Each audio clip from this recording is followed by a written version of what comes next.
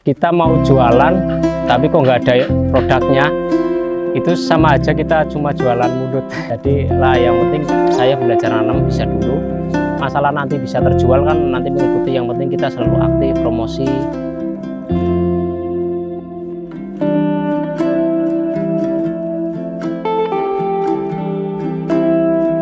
Jadi kalau ada yang main ke kebun mau beli melon, aku belum bisa janjiin karena ini udah full blocking, nanti ya alhamdulillah langsung ludes sebelum dipanen gitu. Perkenalkan, nama saya Widiana, usia 28 tahun. Saya menekuni di bidang pertanian hidroponik. Sekarang saya menanam melon hidroponik. Untuk alamat kebun di Sokanandi, Banjarnegara. Usaha kami memiliki nama Baraponik Group. Jadi Baraponik Group itu foundernya ada 3 orang. Saya, ada Mas Haji, terus ada Mas Kamsudin. Jadi di Baraponik Group itu melayani pembuatan greenhouse dan instalasi, terus menyediakan nutrisi dan juga perlengkapan untuk pertanian hidroponik. Saya lulusan 2017, lulusan pendidikan biologi. Memang basicnya saya di guru, jadi sempat melamar jadi guru honorer.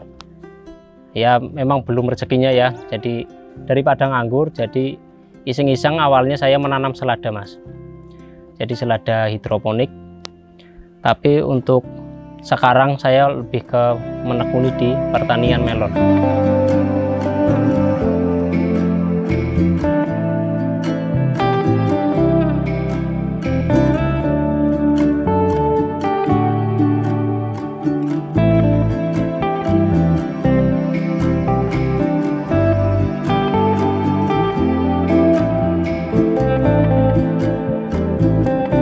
Sebenarnya sih masih itu, Mas, masih ada sangkut pautnya, karena kan biologi kan juga sama makhluk hidup ya, sama tanaman juga. Jadi memang dari kecil aku sering bantu bapak di lahan sih, Mas, nanam cabai, terus nanam jagung. Terus adanya inovasi pertanian hidroponik, saya lebih tertarik, lebih terinspirasi gitu loh, Mas.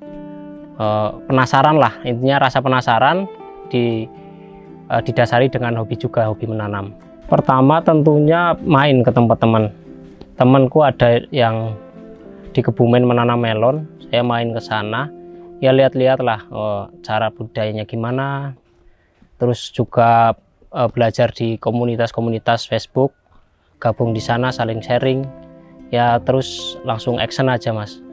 Tentu banyak kendala, Mas, yang kalau di sini memang kondisi lahan sebenarnya kurang rekomendasi sih ya, Mas, karena lahan di sebelah timur itu pohon tinggi, terus yang sebelah barat juga ada pohon tinggi. Kendala di sini lebih ke jamur. Untuk hama sih memang lebih terkontrol di sini, Mas. Untuk periode kali ini aja aku cuma 4 kali semprot insektisida. Tapi untuk jamur lumayan, makanya saya sedang eksperimen. Ini untuk 1 polybag saya tanami 1 pohon, untuk hasilnya lebih memuaskan sih. Ya untuk tanaman melon itu butuh matahari yang maksimal dari pagi sampai sore hari tanpa penghalang. Terus untuk melon juga memerlukan sirkulasi udara yang bagus supaya kelembaban itu tidak terkumpul di dalam greenhouse, tapi udara sirkulasinya bagus gitu loh, biar kelembabannya nggak terlalu tinggi, karena kan kalau kelembaban tinggi itu rawan terkena jamur, Mas.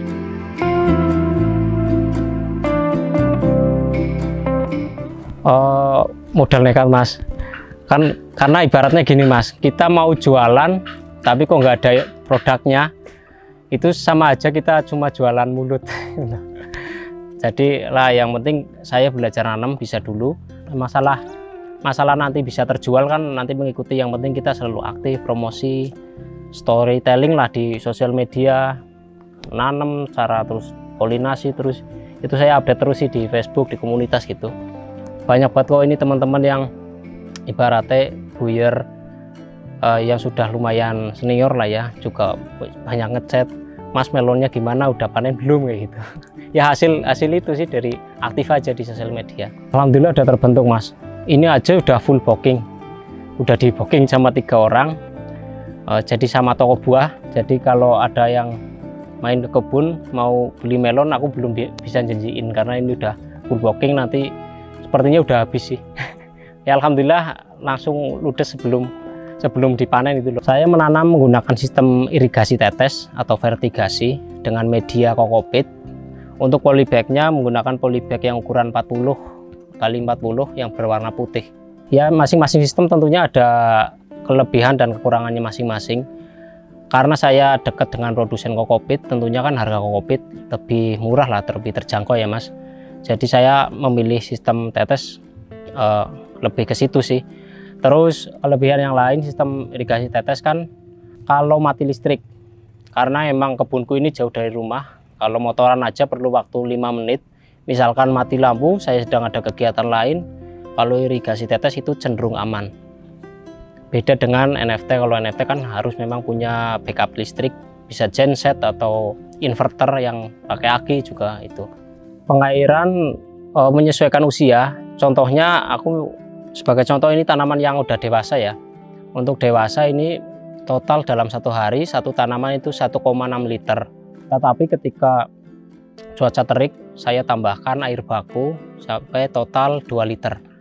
Itu dalam 1 hari dibagi 9 kali penyiraman.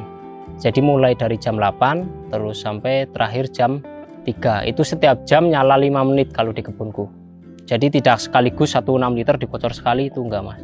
Kalau irigasi tetes itu kan memang prinsipnya bagusnya kan dikit-dikit tapi sering gitu. Untuk nutrisi saya menggunakan nutrisi dari produk kami sendiri juga, ya namanya nutrisi baraponik. Itu yang untuk tanaman melon, nilai pekatan kalau udah dewasa 1500 ppm. Sepengalaman 2 tahun menanam melon, saya bisa sampai 5 kali penggunaan kokopit.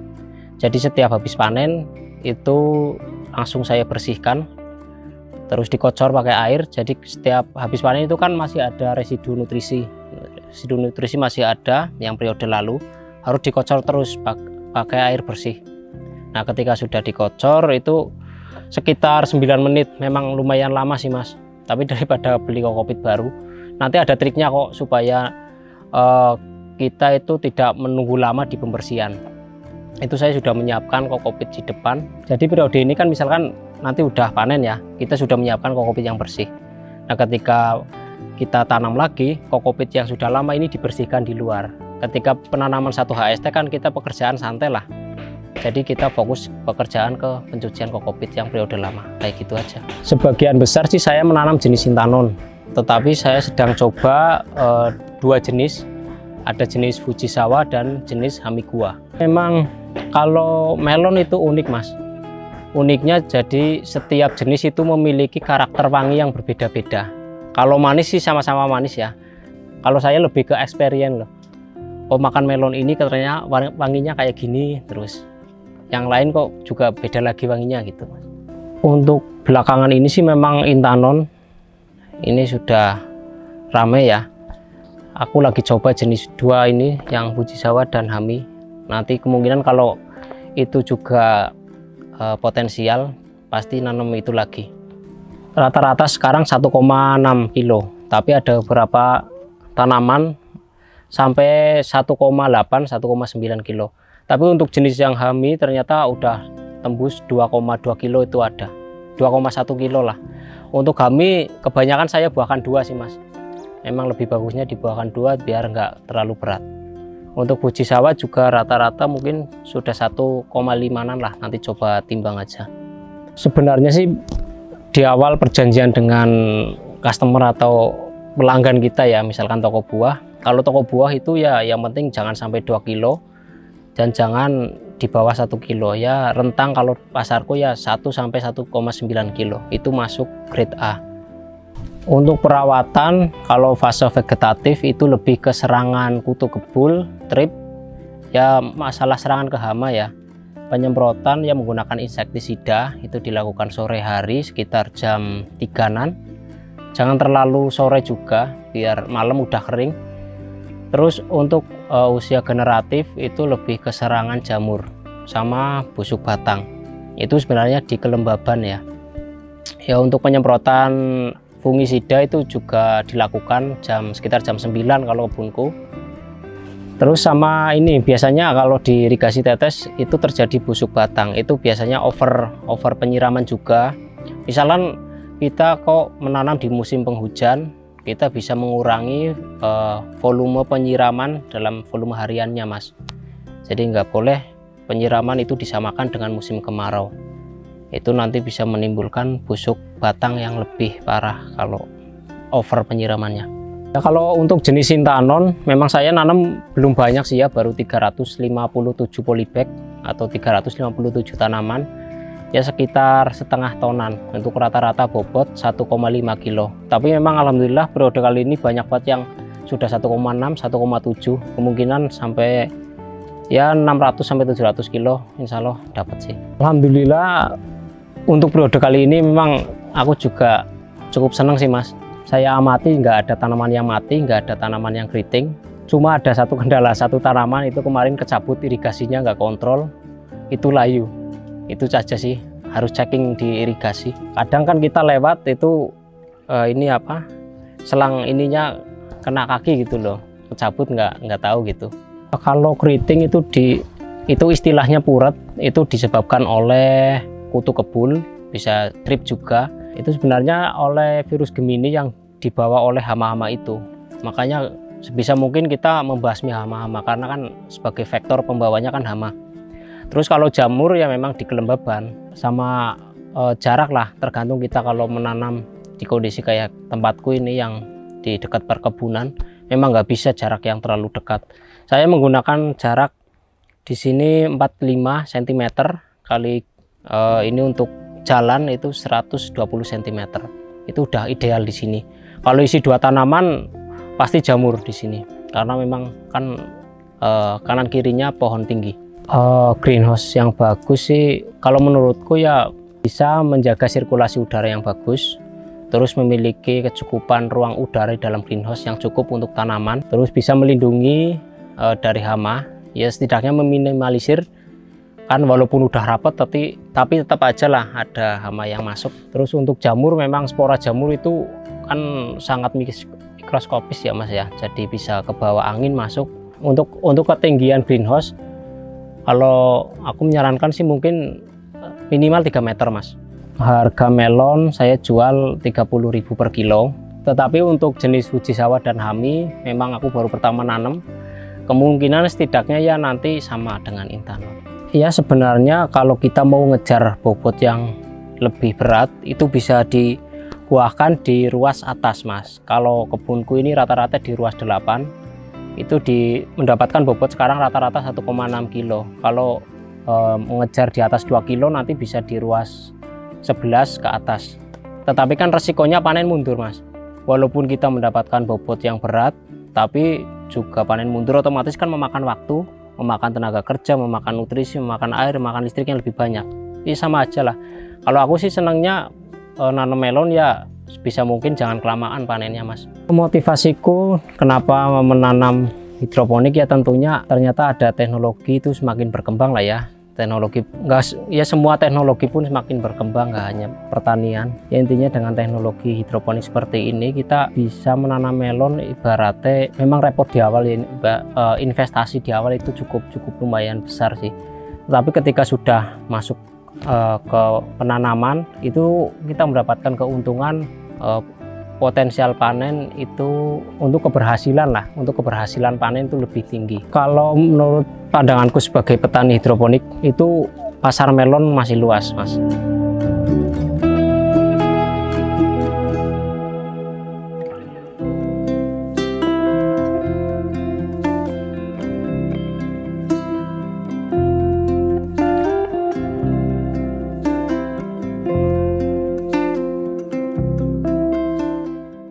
Pengen menanam melon sih sebenarnya nggak harus mahal-mahal Mas. Temanku dulu ya juga ada harus bisa menanam melon misalkan pakai pipa NFT itu skala hobi depan rumah atau pakai polybag ya kecil-kecilan dulu. Juga teman-teman itu juga banyak kok yang greenhouse-nya bambu. Yang awalnya dulu greenhouse bambu sekarang sudah berkembang, sudah banyak pasarnya juga banyak. Jadi nggak harus langsung menggunakan greenhouse yang besi gitu. Kita ya harus konsisten sih Mas kalau menjalani usaha Mas. Jadi kemungkinan kalau saya pribadi sih bisa konsisten karena hobi ya, hobi menanam. Ya menanam dulu ya awal-awal menanam selada, menanam kangkung, terus ini mulai menanam melon sudah ya hidroponik berarti sudah sekitar 4 tahunan. Ya intinya lebih ke hobi itu menghasilkan itu rasanya kok malah bikin nyaman gitu. Dulu edukasi selada hidroponik, nawarin ke penjual kebab, ke catering, itu perlu perjuangan sih saat itu. Tetapi sekarang untuk pasar selada sudah terbentuk, udah kurir juga sudah ada, memang udah ada sendiri. Terus sama melon juga saya awal-awal sebelum pasar terbentuk, saya open greenhouse Mas. Jadi promosi sama inilah di sosial media, kayak panen hari ini silakan kalau mau berkunjung ke kebun, sekalian foto-foto itu kan asik. Nah setelah itu untuk meramaikan melon, sekarang udah mulai terbentuk pasarnya, saya nggak open greenhouse lagi. Nah karena aku harus menjaga pelanggan-pelanggan besar yang selalu menjadi pelangganku sih, lebih prioritas ke situ sih, jadi nggak open greenhouse. Harapanku karena sebelah kan masih ada lahan juga ya, semoga ya bisa menambah greenhouse lagi. Ya walaupun harus pelan-pelan dulu nggak apa-apa lah, yang penting jangan jalan di tempat, itu aja sih. Untuk teman-teman yang ingin belajar menanam melon, saya sudah bikin channel YouTube sih. Saya memang aktif lah di YouTube, di TikTok, di Facebook juga ada fanspage. Itu untuk sosial media aku, itu namanya Kebun Inspirasi. Kalau penasaran dengan nutrisi AB Micbaraponik juga bisa dicek di marketplace, juga banyak kalau mau coba. Untuk TikTok juga nama akunnya Kebun Inspirasi, Facebook juga Kebun Inspirasi. Silahkan kalian cek di situ. Kalau untuk nomor WhatsApp bisa cek deskripsi video ini. Jangan lupa kalian subscribe channel 1000 Mimpi Petani Milenial Sukses.